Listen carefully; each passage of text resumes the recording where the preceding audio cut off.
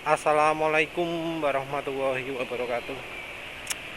Ya, jadi batal mau pamer rencernya oli meseran saya 40 kalau siang-siang karena ya ini gerimis.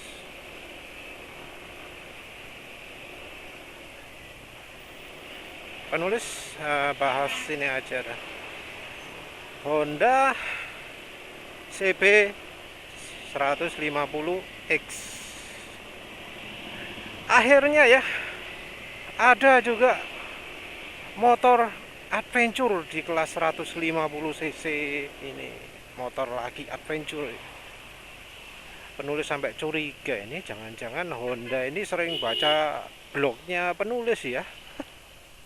Soalnya penulis itu sering memprotes pada pabrikan.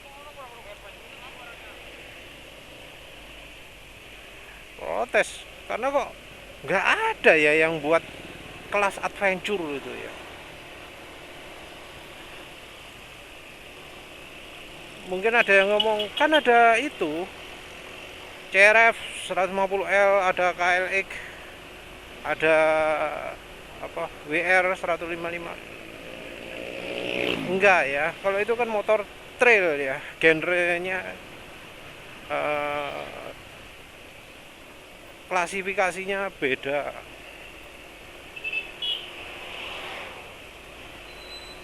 Beda lah ya. Dulu penulis sampai pernah protes. Ya, penulis pernah mengira-ngira kalau Honda buat motor adventure 150 cc nggak mungkin lah Verza, walau sebenarnya yang cocok itu Verza, tapi rasanya nggak mungkin lah Verza karena ya ketakutan dengan pendapat fans ya, bahwa kalau motor sport jalanan harus DOHC kalau Honda, padahal ya aslinya produk adventure-nya Honda itu banyak yang SOHC.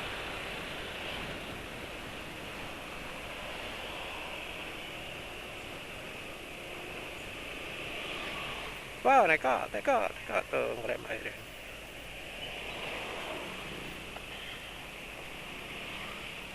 Penulis sempat berkhayal, nah, itu kan tinggal beres CB 150R itu dimodif, belakangnya biarin, depannya aja yang dirombak. Ternyata sekarang CB 150X itu kayak gitu.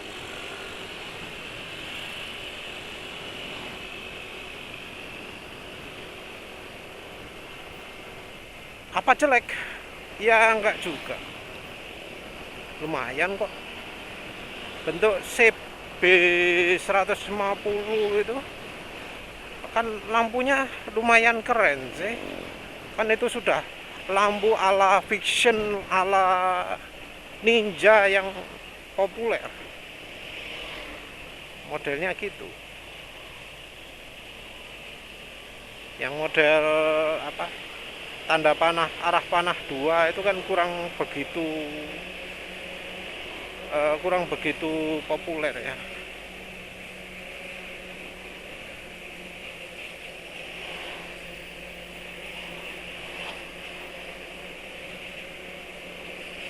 Tampilan oke, ya nggak 100% suka tapi acceptable lah ya, bisa diterima. Body gede macem-macem oke, karena ini motor adventure biasanya memang bodinya besar-besar. Lagi pula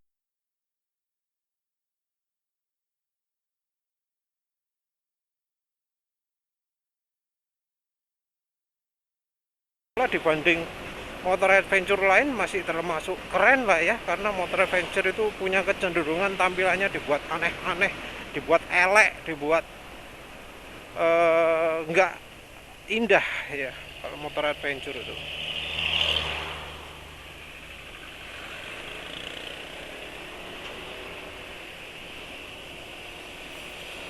Karena memang ya mau nggak mau harus pasang congor ya, pasang kayak hidungnya ya, bagian depannya dibuat lebih mancung. Entah mengapa kok ada tradisi seperti itu.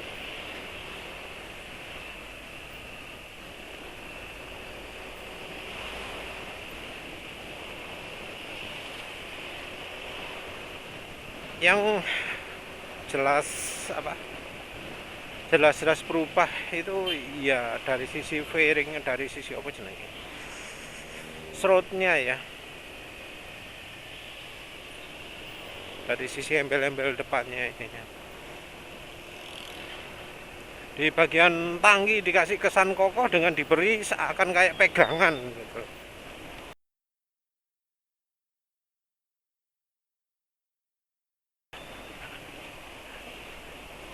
Walau menurut penulis yang model pegangan gitu ya, model kayak seakan-akan tempat, walau kalau dikasih tas betulan merepotkan itu ya, karena emang ukuran tanginya udah eh, sudah tinggi, dikasih tas, wah nggak kelihatan sepedonya.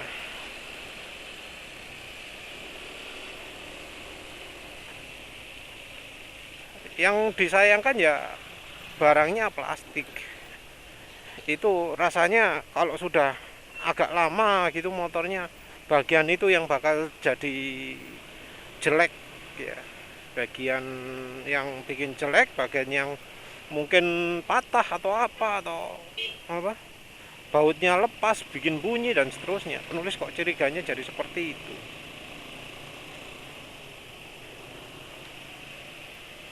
Dan ya itulah ya, namanya motor adventure itu kan eh, fokusnya adalah eh, bagasi ya.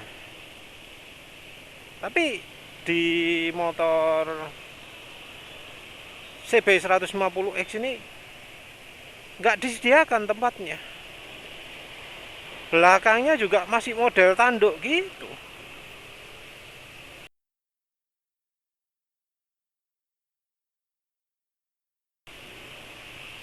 Masih model tanduk.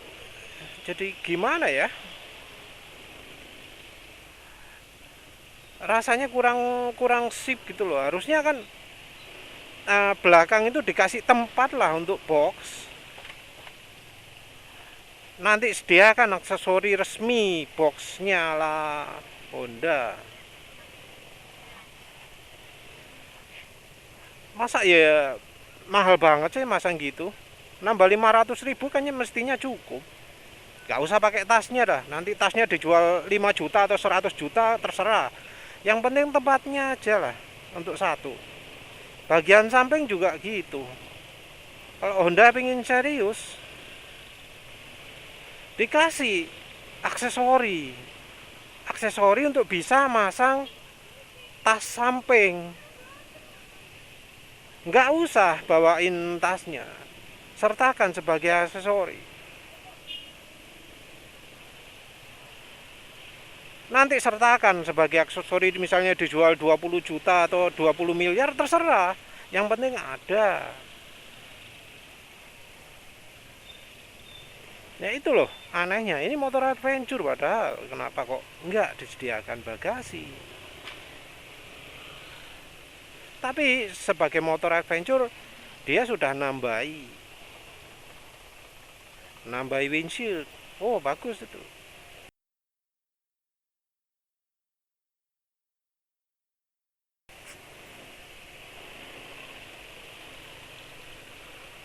Windshieldnya ketinggiannya sudah pas.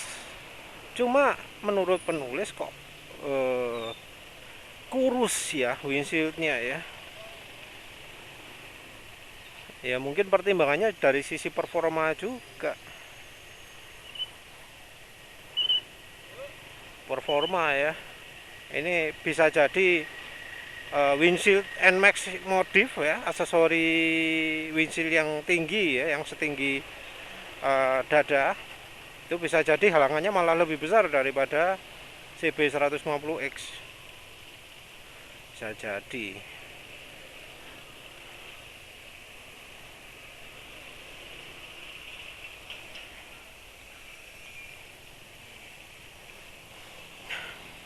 Tapi ya keputusan Honda seperti itu. Mungkin ya ibarat Honda ADV gitu ya. Windshield dibuat kecil, mini. Yang penting ada kesan adventure-nya, wis cukup. Walau secara fungsional kurang maksimal, tapi yang penting ada gitulah.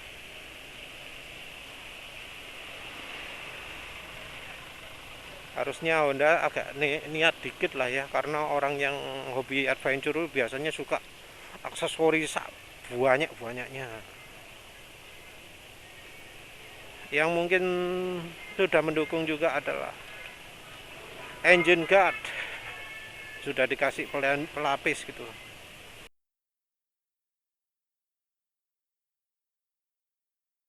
Makin mantap ketika motornya ground clearance-nya dibuat tinggi banget, sangat tinggi banget. 5 kalinya Matic mungkin ya, tinggi banget lah. Katanya berapa? Tambah 30 cm. 30 cm itu banyak. 30 cm ukuran penggaris. Dari ground clearance, wah wis itu adventure banget lah ya, tinggi. Sudah ada ground clearance, setang yang tinggi, mantep tuh. Cuma entah itu bakal mempengaruhi handling atau enggak ya. Nulis nggak lihat dari sisi rig angle-nya ya, sudut kemiringan setang. Soalnya kalau terlalu miring ya berarti nggak lincah motornya. Cocoknya cuma untuk lurus-lurus tok.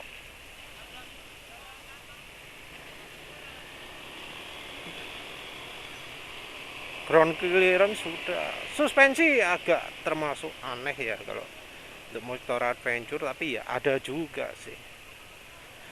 Tapi yang jelas ya ngetren pakai suspensi upside down.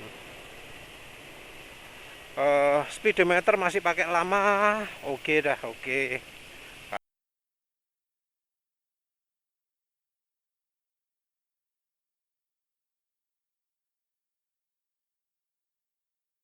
Karena ya masih ada warnanya sedikit,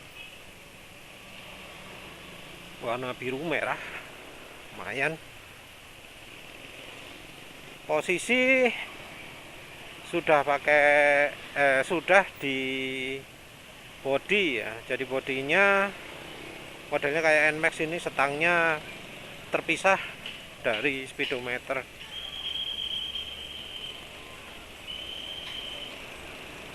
Model kayak CS1 kali ya. Motor apa? Nggak ada persamaannya ya. Yang jelas lampunya ya ngarahnya jadi kayak NMAX gini. Motor belok, sinar lampunya nggak ikutan belok. Entah kalau adventure itu cocok nggak model kayak gitu, nggak tahu. Kalau di gunung-gunung apa emang enaknya gitu ya nggak tahu. Jarang lewat gunung malam-malam ya, terus kayaknya nggak mungkin lagi.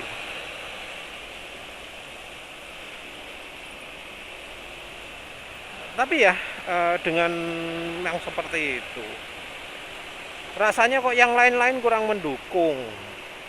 Dari sisi mesin, dari sisi ban, dari sisi apa mana ya, mesin sama bannya lah ya nggak mendukung.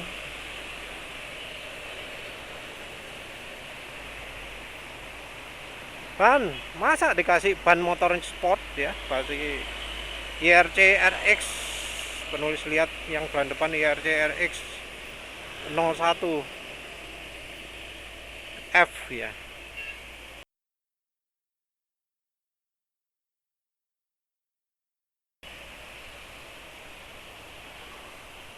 Yang belakang kemungkinan IRCRX 02R mungkin, terus nggak tahu.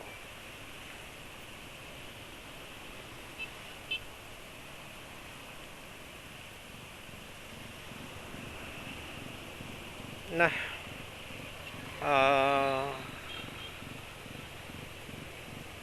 apa namanya, suspensi depan oke, suspensi belakang model Mac apa Link ya, wis anggap aja oke lah. Kalau motor lagi jarang ada keluhan ya soal suspensi, nggak ada yang mengeluh sakit pinggang atau apa ya, nggak kayak motor Matic soalnya ya. Emang di motor lagi nggak ada engine mounting pakai stopper gitu, cuma ada di motor Matic tuh yang jadinya ya kalau mau nyaman lebih nyaman motor lagi gara-gara itu.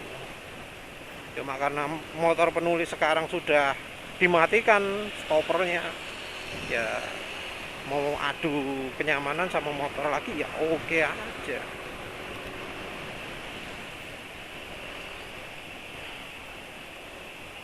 Mesin ya, mesin ini entah mengapa sampai sekarang Honda masih belum berani merilis spesifikasi dari sisi performa mesinnya. Kalau dari yang kelihatan dari bore stroke-nya itu ngeplek sama persis dengan yang lama, dengan yang CB 150R, persis wis gak ada bedanya. Mesin juga DOHC, kompresi mesin 11,3:1 sama. Apa performa akan sama? Mungkin enggak ya.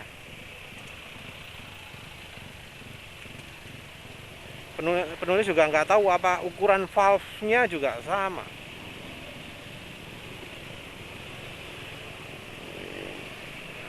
Perlu tahu ya bahwa karakter mesin itu kan nggak cuma dari bore stroke-nya toh ya, dari ukuran valve, dari apa profil noken as juga. Noken as kalau sampai disamakan wah kebangetan ya. Harusnya ya beda. Kalau noken as beda ya tentu tuning ECU-nya bakal beda juga, nggak mungkin sama karena harus disesuaikan ya.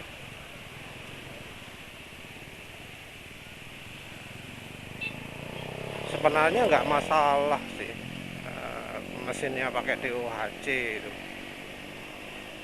tapi ya bisa dibilang out of karakter, nggak sesuai karakter. Jadi kalau mesin DOHC itu harusnya pasangin dengan overbore, tapi itu dipasangin overclock ya sekarep lah nah, karena ya bisa saya naik.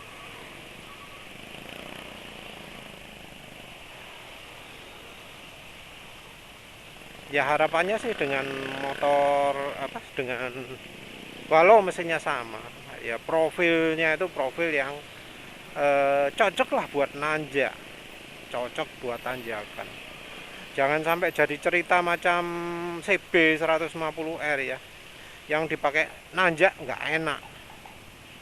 Orang-orang itu kalau memuji itu biasanya GL Pro, Mega Pro itu lebih sip untuk nanjak daripada CB.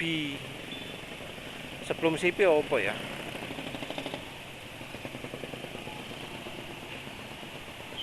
lupa.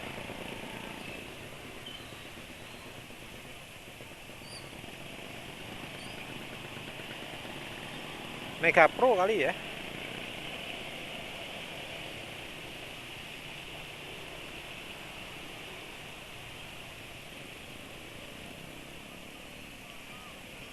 Mega Pro itu nggak tahu ya kalau Mega Pro kuat nanjak enggak. Ya semoga aja jangan sampai kayak nasibnya kayak PCX 160 itu yang diceritakan Bro Iwan Banaran, katanya kalau nanjak itu nggak keluar tenaganya kalau digaspol, harus dicicil. Agak aneh ya. Ya jangan sampai produk mentah lah ya yang dikasihkan, harus agak mateng. mesinnya harus benar-benar teruji ya, jangan sampai jadi cerita buruk lagi, jangan jadi cerita nggak enak lagi ya. Jadi sekarang ini kesimpulan akhirnya itu Honda CB 150X itu bukan motor adventure, tapi tampilannya itu adventure. Adventure-nya pun separuh-separuh.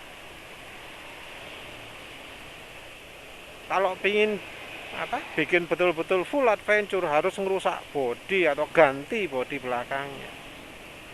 Orang Indonesia itu kreatif, bisa jadi nanti bakal muncul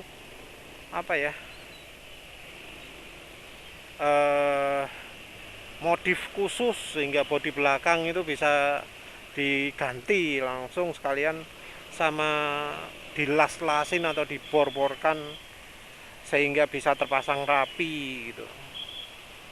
Sayang ya, padahal harusnya udah tahu kalau orang bikin motor adventure itu mau keluar uang lebih banyak. Atau mungkin karena harganya sudah mahal. Karena yang sekarang aja harganya dari 32 sampai 35 juta. Nggak ada informasi apa ada ABS-nya ya.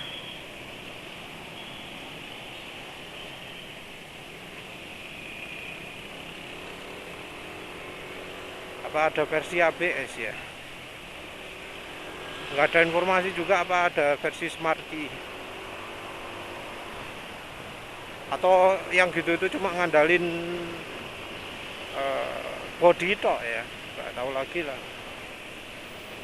Kayaknya kalau Honda bikin motor ada windshield atasnya itu harga melonjak tajam.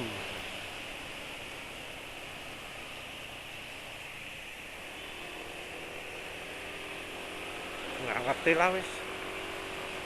Yang jelas, oh ya sama satu lagi, rangkanya masih belum berubah dari model CB 150R. Rangka ini dulu sempat jadi masalah karena dianggap mudah bengkok karena salah desain, entah karena salah pemilihan bahan atau salah pemilihan geometri.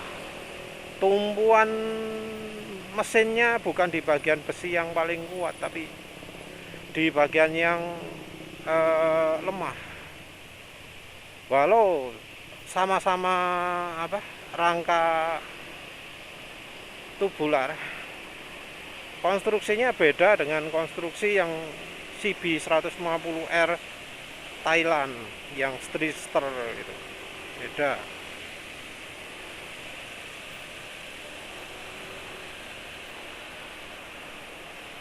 Untuk pemakaian jalanan mungkin masih oke lah. Nah ini padahal motor adventure, motor yang bakal dipakai mendaki, bakal lewat jalan nggak enak. Dari sisi fungsi yang kurang itu dari bagasi, dari ban, dari mesin, ya mesin tala ya masih belum keluar spesifikasinya. Dari apalagi yang barusan itu,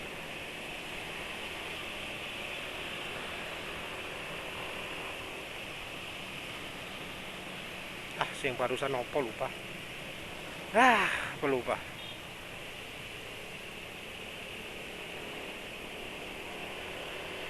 Tapi ya oke lah. Ini emang siapa sih yang beneran pakai motor adventure dipakai adventure beneran kan ya? Termasuk jarang dibandingkan dengan yang belinya dipakai harian kan.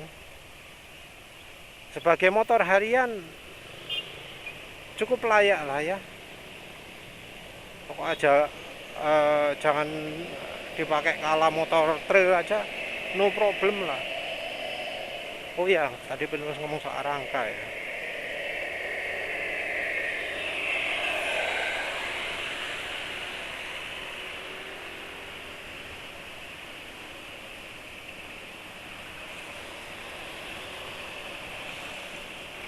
Yang jelas penulis anggap ini motor mungkin bakal lebih menarik, ya nggak tahu lagi ya, lebih menarik daripada Honda ADV 150, terutama karena Honda ADV 150 itu sudah cukup lama munculnya, terus karena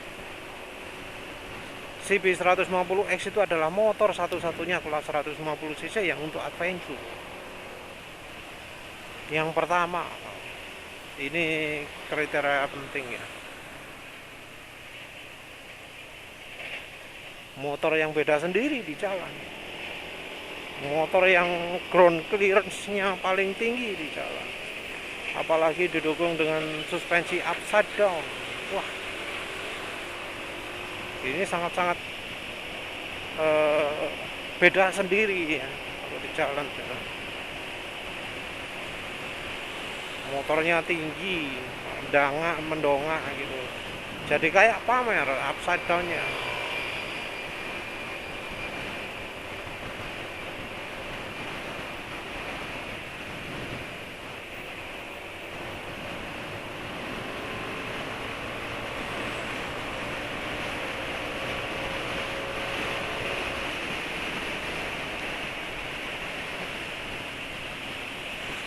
Rasanya ya bakal populer motor ini. Kalau populer mungkin Suzuki ngeluarkan ya, nggak tahu lah. Masa Strom 150 kemahalan kayaknya. Yamaha entah masa bakal mengeluarkan Tenere 150.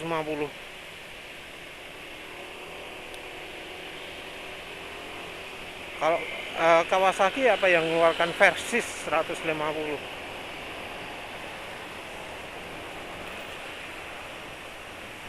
Kalau ya kayaknya semuanya bakal mahal-mahal semua ya.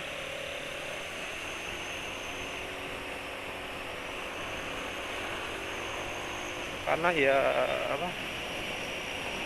Yamaha mestinya nggak bakal pakai dasar fiction, karena fiction motor nggak laku.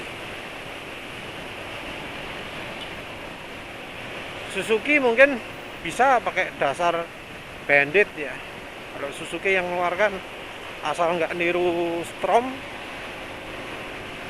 Big Strom, mungkin bisa mengeluarkan model yang 30 juta. Tinggal di model naked adventure dikit, kasih windshield, wes gitu. Ada yang tanya, nggak beli mas? Katanya pengen motor kok beli basah. Wah, itu motor modis ya, motor modis. Beda dengan NMAX. Kalau NMAX ini kan nggak dianggap motor modis, tapi motor cc gede, maxi. Konotasinya beda lah.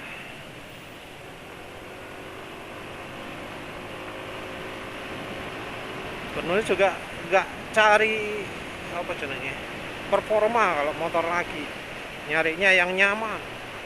Penulis nggak tahu itu CB 150 nyaman atau enggak, karena ya ergonomi mungkin agak pas, tapi lihat posisi stangnya kok tangannya gini itu agak ragu.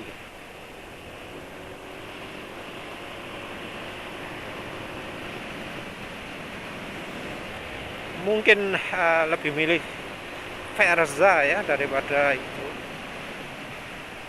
Verza itu suspensi belakangnya double tube ya, banyak yang mengakui nyaman. Sementara itu suspensinya CB 150X masih belum pasti. Modelnya depan upside down ada kemungkinan keras. Yang belakang juga belum tahu ya. Walau namanya Proling, ya nggak tahu lah nyaman atau enggak ya.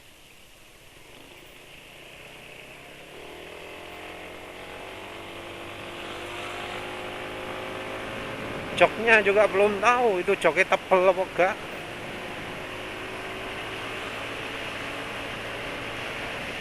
Terus yang namanya motor Honda juga, walau desain ya, tapi itu kan Maksudnya cuma soal body tok, mesin masih sama, rangka masih sama penyakitnya dengan yang lama.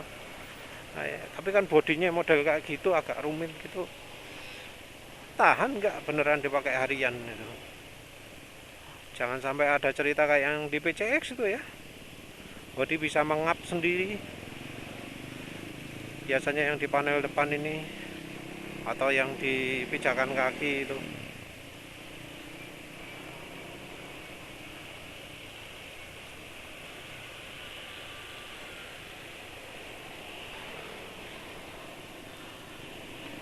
Soal reliability juga ya nggak tahu lagi ya, soalnya kan kebanyakan orang itu olinya pakai oli AHM, gulanya gulan AHM.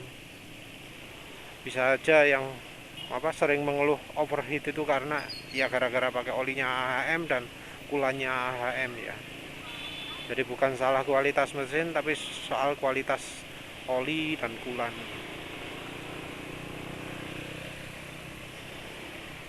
Tapi dari sisi model oke lah ya, penulis nggak nggak bisa bilang jelek, nggak bisa bilang jelek karena yang belakang keren, yang depan masih acceptable.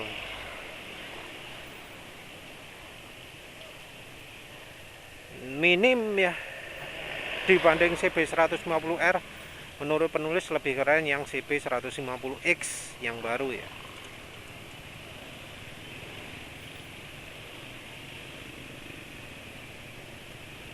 Cuma mungkin harga ya, harga 32 35 ya, sebenarnya beda sedikit lah daripada NMAX ini ya.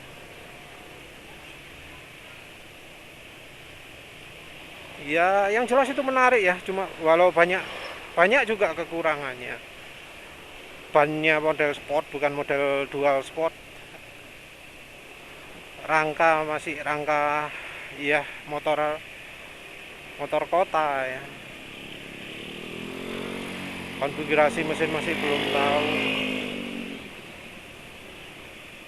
Belakang juga kalau mau pakai GV harus modif sendiri. Tapi keren lah ya. Minim nasibnya nggak kayak Honda ADV lah. Honda ADV itu kan underpowered banget ya. Masa power to weight ratio kalah sama Vario jauh.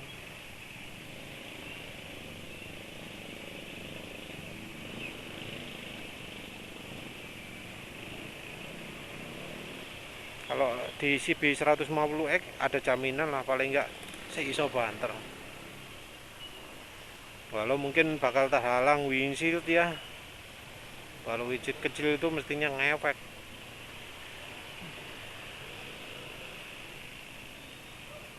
Ya wis lah gitu aja. Moga-moga nanti ada video review di jalanan yang